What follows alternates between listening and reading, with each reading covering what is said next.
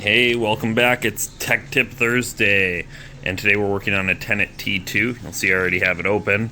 And I just want to share some of my findings today so you guys have a little bit more information when you're tackling these issues. So we're having charging issues, not charging at all. So one, we're tripping our GFCI, which leads me to two.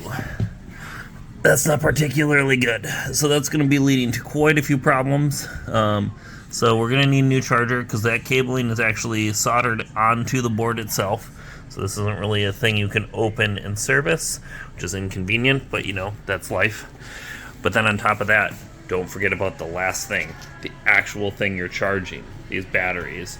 So to extend the life of these batteries, you might need some distilled water, and that distilled water goes in here. Of course, you want to be careful when you're filling, but these are completely bone dry right now. So even if we replace that charger and make everything perfect in this side of the machine, if these batteries are dry, they're not going to be working.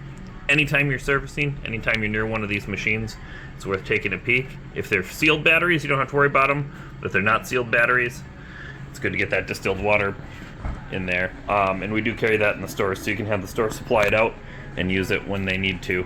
So, all right, well, hopefully this helps you out next time you run into a T2 with charging issues.